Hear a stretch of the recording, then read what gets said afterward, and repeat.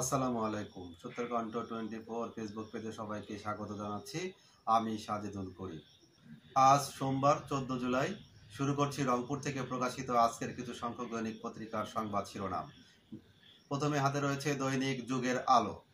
যুগের আলো সংবাদ শিরোনামে রয়েছে সশস্ত্র বাহিনী নির্বাহী ম্যাজিস্ট্রেসির মেয়াদ আরও 2 মাস বাড়ল। পাশাপাশি রয়েছে অপরাধী ধরতে চিরুনি অভিযান শুরুর সিদ্ধান্ত স্বরাষ্ট্র উপদেষ্টা। দৈনিক যুগের আলো।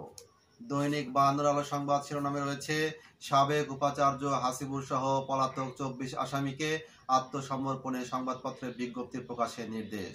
পাশাপাশি রয়েছে এনসিপির সাথে সম্পর্ক থাকায় সরকার নিরপেক্ষতা হারিয়েছে শামীম হায়দার পাটোয়ারি। দৈনিক বায়ান্নর আলো। দৈনিক আগামীর সন্ধানে সংবাদ শিরোনামে রয়েছে বৃষ্টির অপেক্ষায় কৃষক। পাশাপাশি রয়েছে প্রধানমন্ত্রীর ইচ্ছায় জরুরি অবস্থা আর নয়। পাশে আরেকটি সংবাদ শিরোনাম মিনিকেট নামে চাল বাজারজাত বন্ধের নির্দেশ ভোক্তা অধিদপ্তরের। দৈনিক আগামীর সন্ধানে। দৈনিক প্রথম খবরের সংবাদ শিরোনামে রয়েছে বৃষ্টির অভাবে সেচ দিয়ে আমন ধানের চারা রোপণ। পাশাপাশি রয়েছে সংবিধানের কয়েকটি অনুচ্ছেদে প্রয়োজনীয় সংযোজনের বিষয়ে ঐকমত্য হয়েছে অধ্যাপক আলী রিয়াজ।